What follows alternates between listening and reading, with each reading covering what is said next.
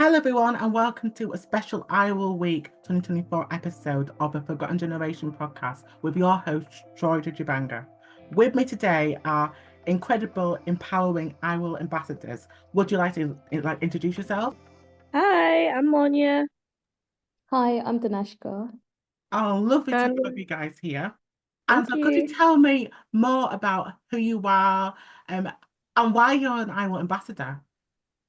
So I started into social action world very scattered. I wasn't in very regular into social action. It was very just when an opportunity came, I was into it.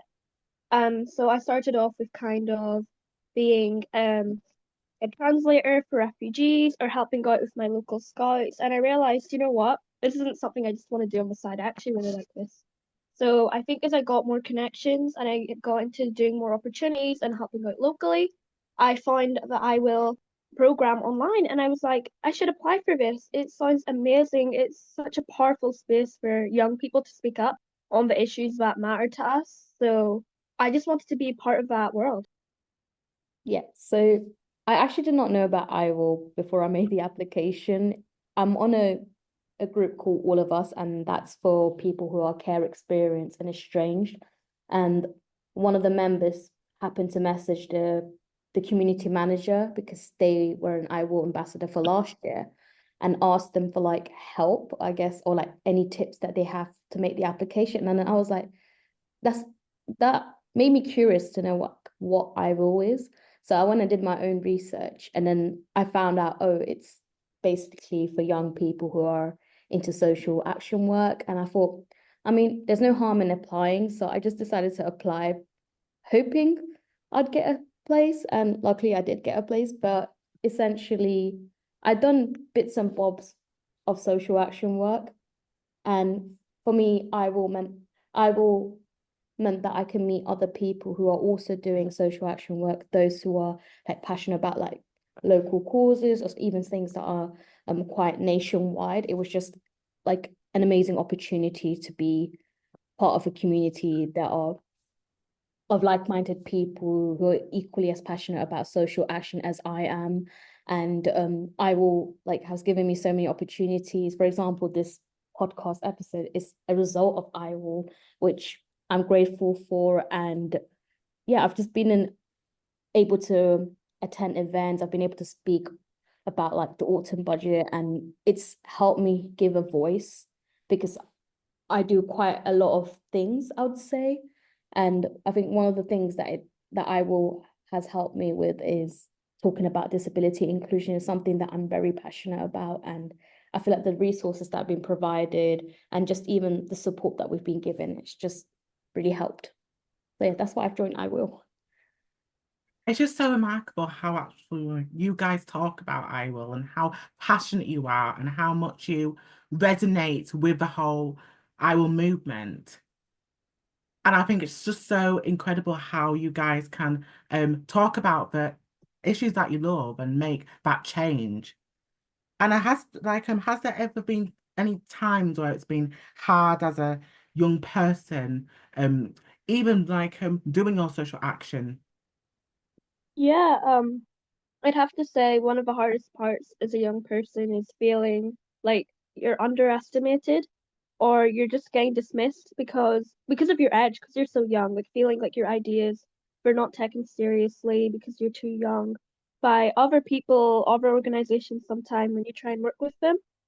So I think one way that I will's really boosted my social activism is through making your age, your youth, a superpower. It's not something that should hold you back.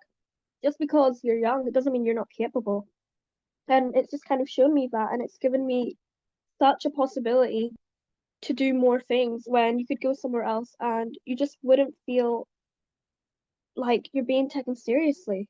I think another thing is just balancing school with or your personal life with activism. I think for a lot of young people, we've got so much going on with our lives, and then this is obviously another section of it, and it's so important to us. It's something we're all such passionate people. So I think trying to find that balance and working on it is another big part. Yeah, I just echo what Monya said because I think like you said, people underestimate young people, but I feel like the young people are the next generation, so it doesn't make Yeah. sense at all. So apart from that, I think the problem that I face personally is one, the access to funding. So it's been quite Mhm. difficult to do the work that I'm doing because it's like I've had to use my own funds, which is not a problem here and there, but when it's taking away from like being able to live, being able to afford like basic necessities, that's when the problem arises. And I think there just needs to be more like awareness about that. That firstly, getting funding for social action work is challenging in itself, but I think there's an additional barrier when you're a young person. And I think it's echoed in the fact that people don't really take us seriously, but they should diversify where the funding goes. People shouldn't just support big courses and then ignore like the smaller courses, because I don't know, like how are you expecting young people to get more involved but not willing to support their ideas? I don't Mhm. I don't know how that makes sense. And then secondly, like as I mentioned before, I'm doing a bit of, I guess I'm not all over the place, but I'd say like there are different things that I'm very passionate about. And one of them is estrangement. And I've found it difficult to start my social action work in that area just because when I've have reached out to people, firstly, they don't know what it is. I've had to educate them. And again, I don't mind doing that, but when it takes a lot of time and energy, it can get very overwhelming to keep repeating the same information and not have someone appreciate it just because it's not like a big issue for them. So that's been one problem. And then another is people are more willing to support like more established founders or those who are already like, for example, what I've noticed at least is that when an organization has been started up by like an investment banker or a lawyer, there's more credibility because Yeah. of the line of work. But Yeah. when it's a young person starting it, it's like, oh, it feels like a scam or there's no support. And then it's just disheartening because there are a lot of passionate young people, but it's just they don't have the resources to get going. And exactly. And I absolutely agree with you because I just think, and there should be ways of resources for the young people to even have that voice and have a say on the issues that they face. I just think that some professionals don't really get because a young person's point of view, and they Yeah. think they know it all, but they don't understand that us young people are the next generation. Mhm. Exactly, because like Mhm. exactly what you said earlier. And so, and do you think that we need that more support as young people um to like make change in the community? Yeah, I definitely say there should be more support right now. Like, I don't know the exact statistic, but I think it's like less than 5% of trustees are like, say, under the age of 30, which is alarming just because, for example, if there's a charity for young people, why aren't young people being represented on the board? So I feel like there should be more opportunities that are open for young people and not just like one position out of, I don't know, like 30. There should be more representation, more opportunities open for all young people. I think funding these social action work and social activism in general needs to be more accessible for young people.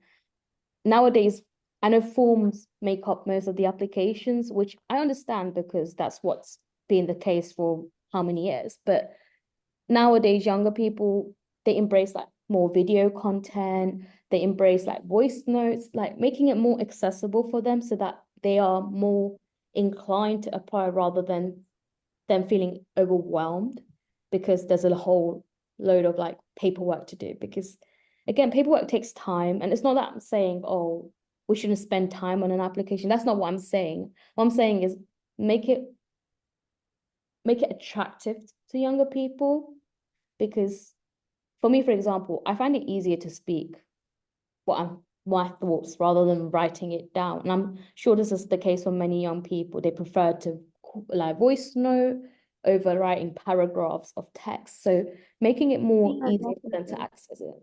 Yeah. And then Also, in terms of other support, I think don't brush young people off just because you may not be passionate about a certain course. Doesn't mean you should just be like, oh, okay, bye. Like, we're not going to talk about it ever again. Be encouraging of their ideas, like, motivate them. Like, it doesn't take a lot to share someone's post or even like their post. Like, we're not asking for donations. We understand people, not everyone have access to money to be able to give out. That's totally understandable. But like, there's other ways you can show support. Maybe even writing a comment, or like just engage with the post. I've noticed as well, like when I started my disability society at university, it's been difficult because I'd expect like my friends to support or like and like follow, but that's not been the case. And it's always been like a stranger who's supported me and stuff. But like in this context, I think older people should be more willing to support younger people because it's like they're learning from the younger generation. They should be there. They should be open Mhm. and vocal. And like I said earlier on, like I don't know if it's because they have more credibility, which I don't always agree with. I think it's just the general stereotype. The older you are, you're mature, Exactly. which doesn't make sense. But when they say something, like I've noticed when I say something, I will like some people would listen, but then when it's like an older person, is like, oh yeah, like there's constant like there's more support for them, and I'm like, I literally said the same thing. Like, why am I being treated differently just because of my age? Whereas someone who's a bit older than me is like getting the recognition, the support just because of age. I think support should be the same. I'm not gonna say support us more. I think support younger people as you would support any other person. That's what I would say. And I'll just give the space to Monya as well. I completely agree. I mean, I'm constantly hearing from different corporations and groups that they want to implement young people's voice and they want to hear more from young people. They want that young people representation. But what I'm not seeing enough of is them providing that space. You know, Mm, exactly what you said about the constant forms, which, yes, they are accessible to an extent. But I mean, I think of how many more young people would be inclined to apply. Maybe they just feel like they don't have the time or energy to write out mm, that whole form and type it out. But if it was in the form of a voice message, especially our generation, like we're so used to that, mm. or even just post a video or be creative with it, because we're all such diverse, different people. And exactly what you said about younger people when they create their own groups for their social action projects, their own passion groups, not being taken seriously. I completely agree with that. I've seen that so many times, and it's just so frustrating because we're such like a fresh new generation. We want to have our say, but it's like we're not being taken seriously. You know, if you're not this big corporation that with national adverts everywhere, and like being 50 years old, then you're just not taken seriously, and it's not fair. Yeah, and I feel like what's missing is that I feel like younger people have more of a personality. They're more authentic. They're more able to express Yeah, for themselves. sure. But Yeah. I don't know why, but people don't like that. Older people don't like that. But it's like I can't change myself to like for you to like me. Like Yeah, I'm you not need gonna to change embrace us them. as we are. And absolutely. And that's just like, I think it's something that is so important that, about like we shouldn't change, should we?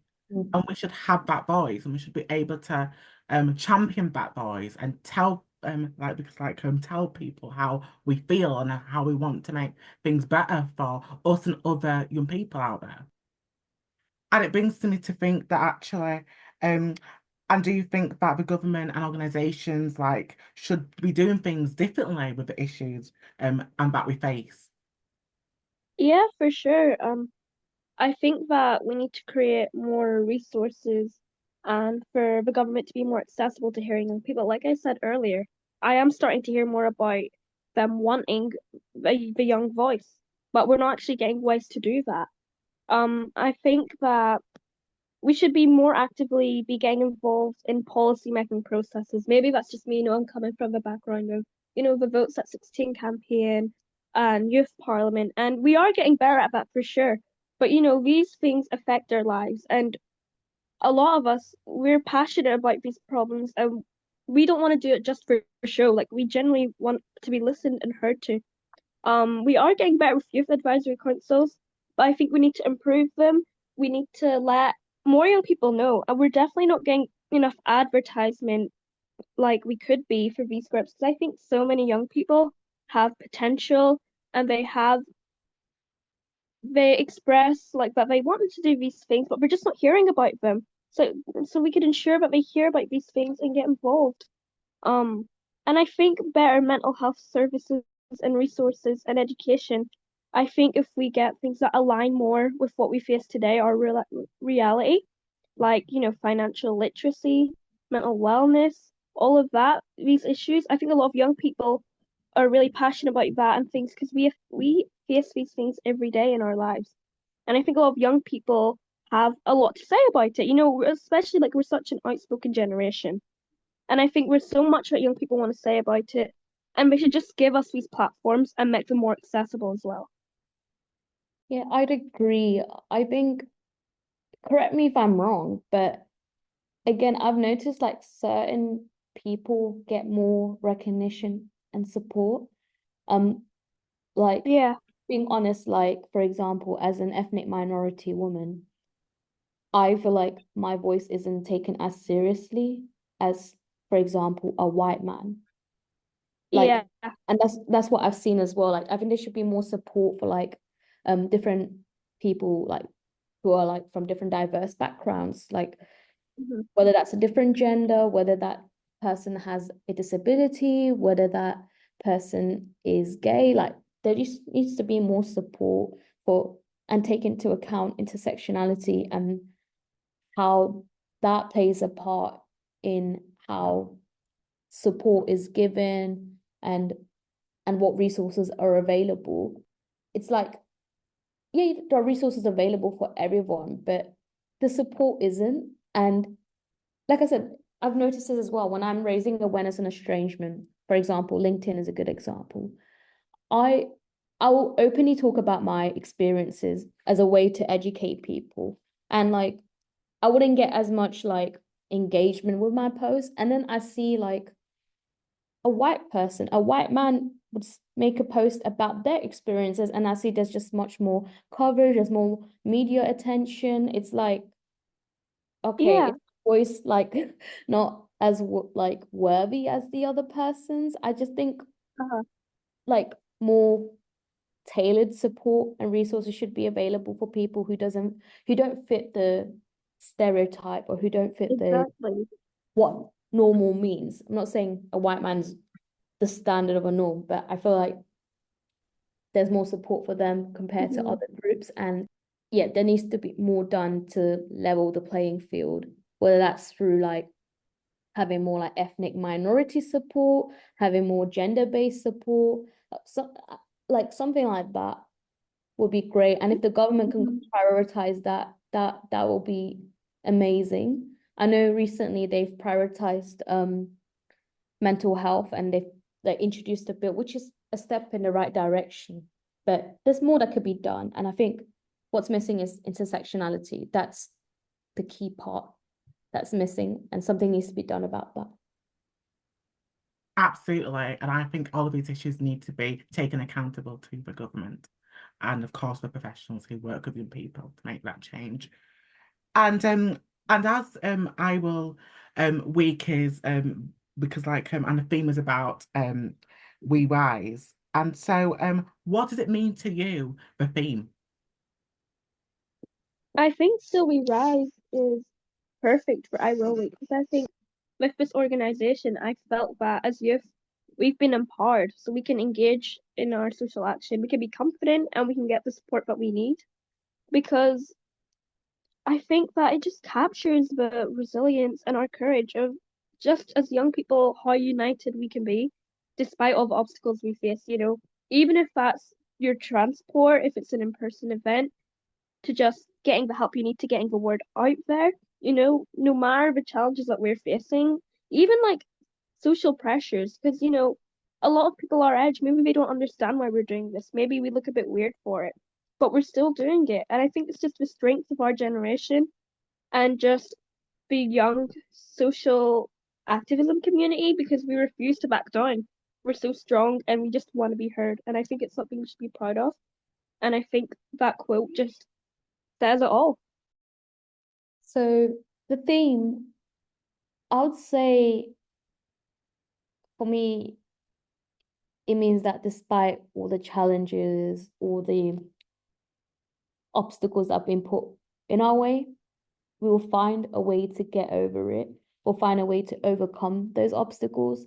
And I think that's what Still We Rise means for me. Like, as we've already discussed, there's so many challenges facing young people, especially when it comes to social activism. And we're glad to be part of I Will because they're there to represent our voices. And the fact that this is even a theme just shows to me that we're starting to get like taken more seriously. We are being considered in terms of like funding, in terms of resource allocation. Like, we may not be on par with other people in society, but there's still a bit there. And regardless of, even if we do not have the support, we will still overcome that. We will still find a way to get involved with social action work and just be raising awareness of what we are passionate about. And that's what I would say the theme means to me. Oh, it's just so amazing how you guys talk about the I Will theme for this year. And it's just so amazing how you guys spoke about why actually young people should have a voice and why we rise as young people. And also why young people even can actually make that change and talk to their local MPs and decision makers about the issues that they face, which is just so amazing. And I do encourage anyone listening to this episode, a young person who really wants to make a difference, to go to write for other MPs, or even because I even go to youth voice groups, or even look at local or national groups to have a say, because it's so important that your voice is very much talked about and is very much everywhere, because I think the more we have a voice, the more we get listened to. And so I want to very much finish with this quote that Monya did.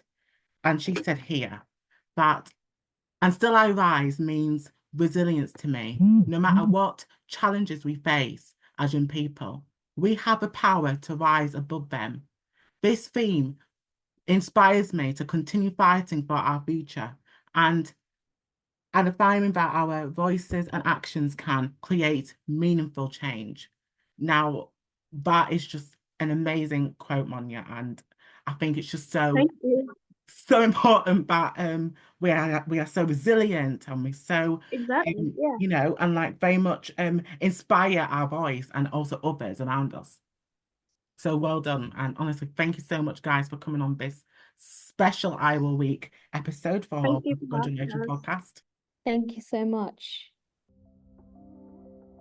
Please support the podcast by subscribing and rating the podcast. I'd love to hear what you like and what could be better for future episodes.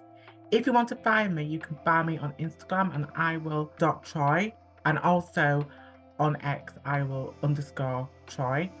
Tune in to next week's episode.